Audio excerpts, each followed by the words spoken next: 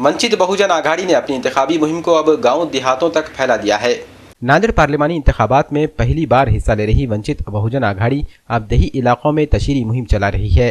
वंचित आघाड़ी के उम्मीदवार यशपाल भिंगे को स्वराज्य सेना ने हिमायत दी है। ऐसे में स्वराज्य सेना के जिम्मेदार फारूक अहमद भी शहर के साथ साथ देही इलाकों में आवाम के सामने मुतबादिल पेश करने की जिद्दोजहद कर रहे हैं। मुखेड़ में वंचित बहुजन आघाड़ी का इजलास मुनक्किद हुआ। यशपाल भिंगे और फारूक अहमद ने मुखेड़ के मसाइल के लिए कांग्रेस को जिम्मेदार करार दिया। अपने खिताब में इन्होंने मुखेड़ के आवाम को वंचित का साथ देने की अपील की। आज राजकारणामध्ये मुसलमान कोणाला नकोय, मुसलमानांची मतं पाहिजे, मुसलमानांची वोटं पाहिजे, परंतु त्यांना मुसलमानाचं नेतृत्व नकोय। मुसलमान राजकारणात आला, सतरंजा उचलायला लावायचे, पद मागला की मग अल्पसंख्याक सेल करायचं आणि त्याचा पद द्यायचं। अशोक चव्हाण म्हणतात की काँग्रेसनं इतके जिल्हाध्यक्ष दिले, सत्तर समाजाला आम्ही न्याय दिला। अशोक चव्हाणाला विचारा, 70 वर्षामध्ये या नांदेड जिल्ह्यामध्ये काँग्रेसचा जिल्हाध्यक्ष तरी त्यानं केला का मुसलमानाचं?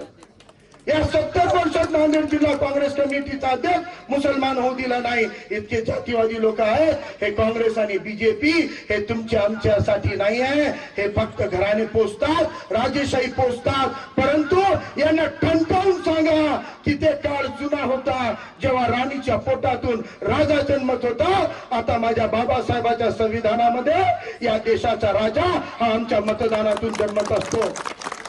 शेवटी तुम्ही का जमला? कारण तुमच्या मनामध्ये आग आहे, उरामध्ये मस्तकामध्ये एक चिंगारी पेटलेली आहे। तुम्हाला ही व्यवस्था सुख देऊ शकत नाही। ही व्यवस्था आपला अपमान करते, आपल्या मायबापाचा अपमान करते, आपल्या बहिणीचा अपमान करते। या व्यवस्थेला आम्ही भरभरून दिलं, 70 वर्षामध्ये आमच्या मताचं दान दिलं, परंतु या प्रस्थापित पक्षांनी मात्र आमच्या सोबत नेहमीच बेईमानी केली।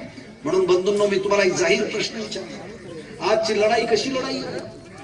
दोन्ही उमेदवार बघा तुम्ही, करोडोची संपत्ती असणारी, एक तर कॉर्पोरेट क्षेत्रातला दादा माणूस आहे काँग्रेसचा, एकही बिल्डर त्याला ओलांडून नांदेडमध्ये पुढे जाऊ शकत नाही, आणि दुसरा तो म्हणजे दारू सम्राट, मद्य सम्राट, करोडोची संपत्ती। दोन्ही उमेदवार करोडपती आहेत आणि त्यांच्याशी सामना तुमच्या मधला एक वर्गामध्ये जो प्रामाणिकपणानं फुले शाहू आंबेडकरवाद शिकवतो असा एक शिक्षक आहे।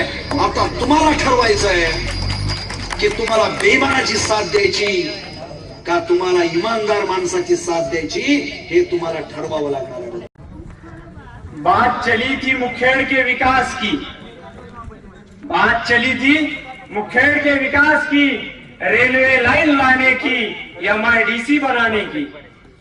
कहां गया 1 करोड़ का शादी खाना? या है जनता को सिर्फ मूर्ख बनाना? ना लेंडी का विकास, ना कोई बड़ा प्रकल्प। जनता चुनेगी अब एक नया विकल्प। खासदार और आमदार साहब, आप दोनों भी अब जाने वाले हैं। अब तो बता दो हमारे अच्छे दिन कब आने वाले हैं।